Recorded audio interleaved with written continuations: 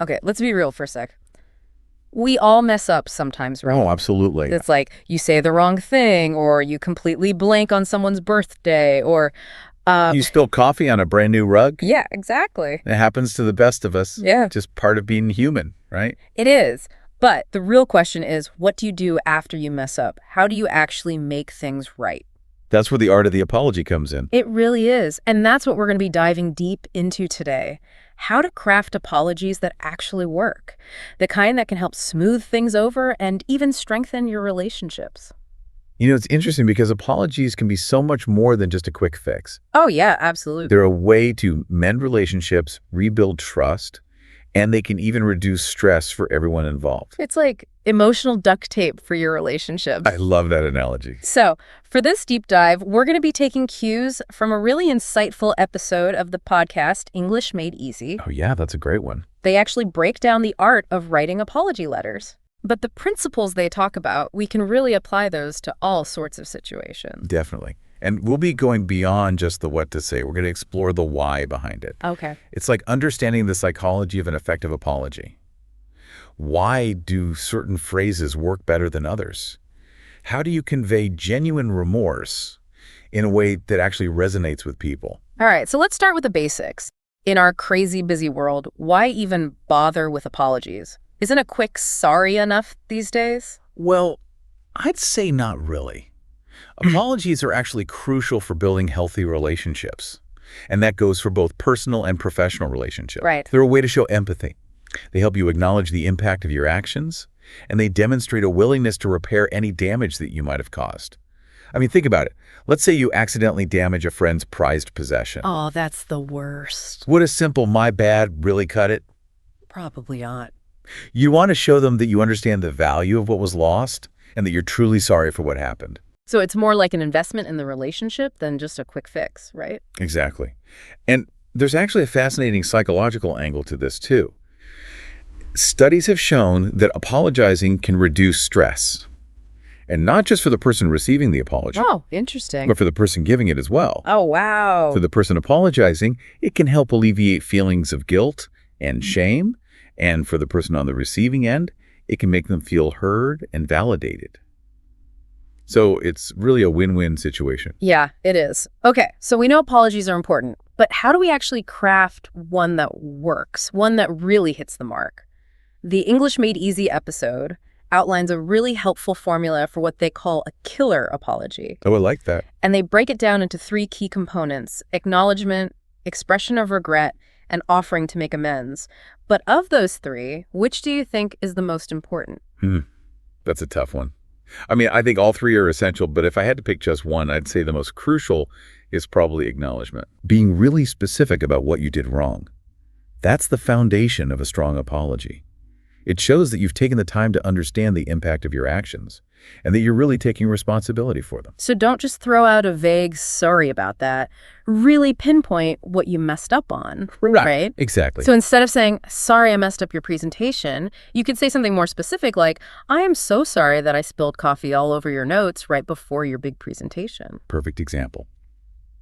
That specificity shows that you're not trying to brush it off or minimize what happened. You're acknowledging the specific offense and its consequences. Yeah, I think a lot of people struggle with that because, it can feel uncomfortable to admit fault so directly. It definitely can. But the thing is, when you give a vague apology, it often comes across as insincere or dismissive. It's like saying, I'm sorry, but not really. So even though it might feel awkward, that specificity shows a level of self-awareness and sincerity that you're not going to get with a generic apology. Absolutely. And the more specific you are, the more likely the other person is to feel heard and validated, which is so essential for rebuilding trust. Okay, so we've got acknowledgement as our first step. What comes next in this apology formula? Next up is expressing regret. And this is where things get really interesting, because it's not just about saying the words, I'm sorry. It's about actually conveying genuine remorse. Okay. And this is where the psychology of language really comes into play. Oh, how so? Because certain phrases are just more powerful than others. So how do we do that? How do we express regret in a way that feels really authentic? One of the keys is using emotional vocabulary. Words like regret, feel terrible, or deeply sorry. These words add an emotional depth that resonates with the person you're apologizing to. Hmm.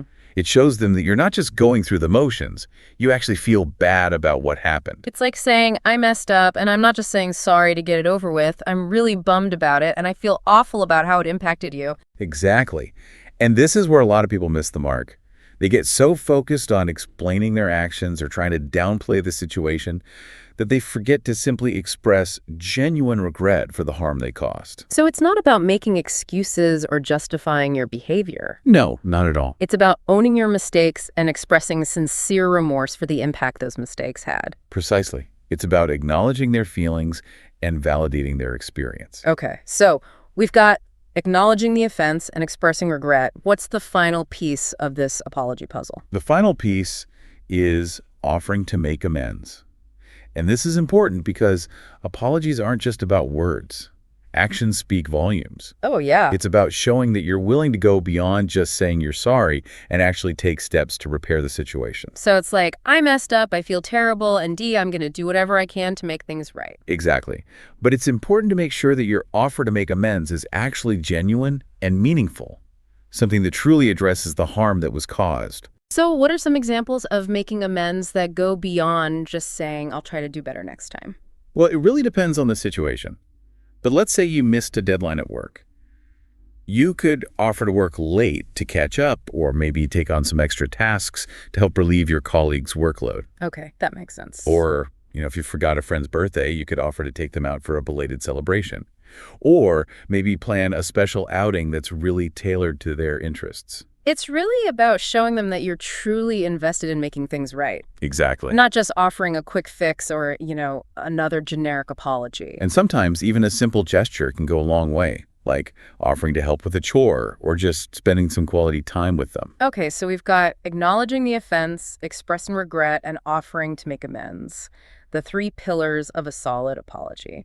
But there's another really crucial element that English Made Easy emphasized, and that's sincerity. Oh, absolutely. Sincerity is key. And they highlighted some really specific tips for making sure that your apology comes across as genuine. Yeah, because without sincerity, even the most well-crafted apology can fall flat. So how do we inject that sincerity into our apologies? What were some of the tips they shared? One tip that really stood out to me was to avoid using conditional if statements. Saying things like, I'm sorry if I hurt you. That can actually backfire because it makes the apology sound insincere. Right, because it's like you're shifting the blame. You're implying that maybe the other person is overreacting. Exactly. A truly genuine apology acknowledges that you caused harm, regardless of how the other person perceived it. So instead of saying, I'm sorry if I hurt you, you could say something like, I'm sorry I hurt you. I realize my actions were insensitive and caused you pain, and I take full responsibility for that. It's a small change, but it makes a huge difference in how it comes across. What other tips did they have? Well, another great tip is to keep your apology brief and to the point. Okay. Because nobody wants to listen to a long, rambling apology. Especially these days. Everyone's so busy. Exactly. A concise apology shows respect for the recipient's time. So keep it concise, to the point, and focused on the other person's feelings. What was that last tip? The last tip is to use positive and respectful language. Words like thank you, understand, and hope. These types of words convey humility and a desire to move forward. So instead of dwelling on the negative or getting defensive, you're focusing on the positive aspects of the situation. Right. And showing appreciation for their willingness to listen and hopefully to forgive. Okay, so we've covered a lot of ground here. The importance of apologies, those 3 key components, and the crucial element of sincerity. It's like we've created a roadmap to a perfect apology. It's all about understanding how language can be used to heal and strengthen relationships. So now that we have all the ingredients, let's see how they actually come together in a real-life example. The English Made Easy episode provides a great sample apology letter that really illustrates all of these principles. Let's dive into that letter and break it down. We can see how it incorporates all the elements we've talked about. And pay attention to those word choices, the subtle things that contribute to conveying genuine remorse. Okay, so let's take a look at this sample apology letter. It starts with, Dear friend's name, I wanted to reach out and apologize for not being able to attend your birthday celebration last weekend.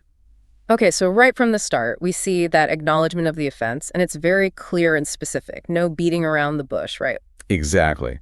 The writer doesn't just say, sorry I missed your party, they're mentioning the birthday celebration, which shows that they understand it was a special occasion. They get it. They messed up, and they're not trying to downplay it. Right. And then it continues with, I regret missing such an important day and realize that I may have made you feel unappreciated. Okay. Yeah, I see what you mean about using those emotionally charged words. Regret and unappreciated. It definitely adds that layer of sincerity and empathy. It's not just a casual, oops, my bad. The writer is acknowledging the impact of their absence and expressing that they feel bad about potentially hurting their friend's feelings. And they're avoiding that conditional if statement, right? Exactly. They're not saying, I regret missing your birthday if it made you feel bad.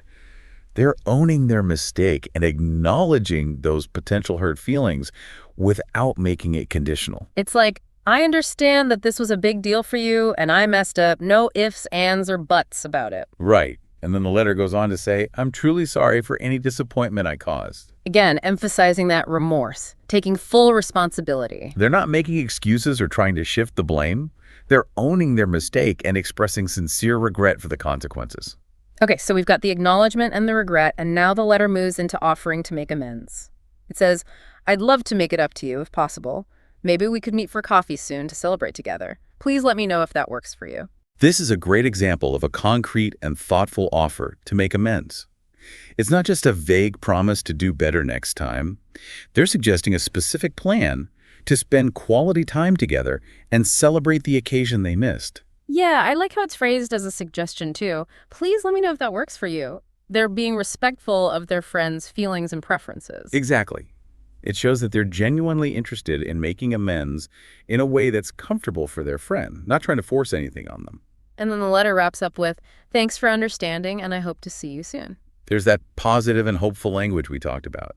Words like thank you and hope, conveying respect and that optimism for repairing the relationship. It leaves the door open for reconciliation and shows appreciation for the friend's willingness to forgive. Exactly.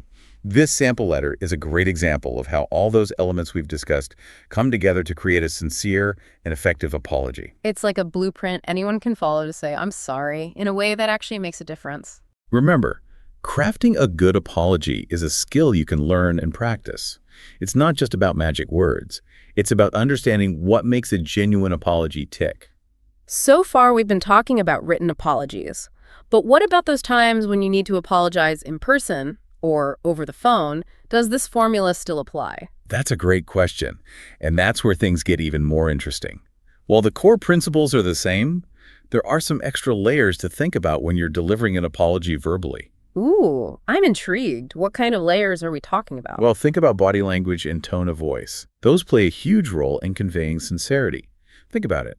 Have you ever received an apology where the person was saying all the right things, but their body language just wasn't matching up? Oh, absolutely. Like their arms are crossed or they're not making eye contact, totally undermines the words. Exactly.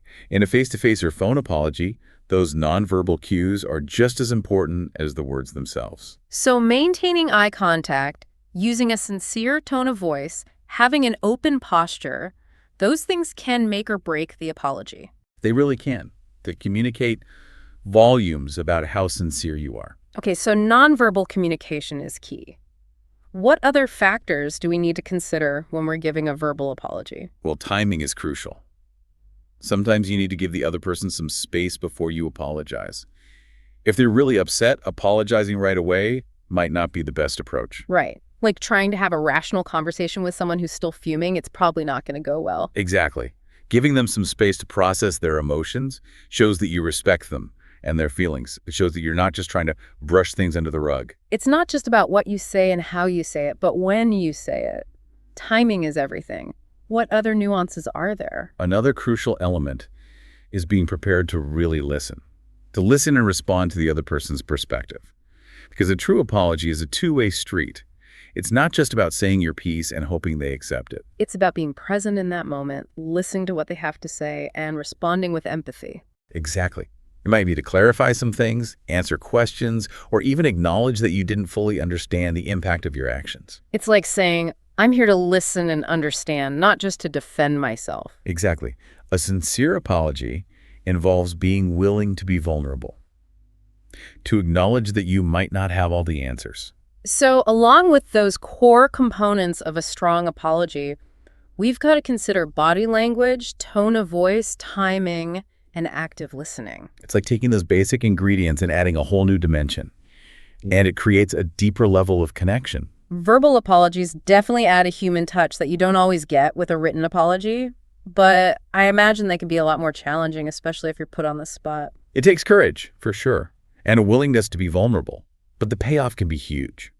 A sincere verbal apology can really work wonders when it comes to rebuilding trust and making those relationships stronger. It's amazing how much we can learn by really examining something as simple as an apology. Yeah. It really shows you the power of language and how we can use it to repair and strengthen our relationships with others. Absolutely. Like we've unlocked the secret code to human connection. Yeah. Who knew there was so much to uncover in just saying, I'm sorry. Right. And the cool thing is, it's a skill. You can practice it and get better over time. It's true. The more you work on it, the more natural and authentic your apologies will become. So it's not just about memorizing a formula. No, definitely not. It's about really understanding empathy and communication and those deeper levels of connection with people. Absolutely. And it always circles back to that idea of sincerity. Right. Because without sincerity, an apology is just empty words. It's like, giving someone a beautifully wrapped present, but there's nothing inside. Yeah, I love that analogy. It might look good on the outside, but it's missing that substance, that real meaning. Exactly. A sincere apology is a gift that comes from the heart. Yeah. It's an offering of empathy and understanding and a real desire to make things right. So as we wrap up our deep dive here, what's the one big takeaway you want our listeners to walk away with? I think the most important thing to remember is that apologies aren't about being perfect. I mean, we all make mistakes. That's part of being human, right? Yeah, definitely. The important thing is how we handle those mistakes. It's true. A sincere apology, it takes courage and humility, and it's a way for us to acknowledge our imperfections and try to make things better. I love that. So the next time you need to apologize, remember what we talked about today, acknowledge the offense, express your regret, and offer to make things right. And most importantly, make sure it comes from the heart. Couldn't have said it better myself. And for our listeners, we'll leave you with one final thought. We've explored the art of giving apologies, but what about the art of receiving them? Interesting. What makes an apology really resonate with you? And how do you know when to accept an apology and truly move on?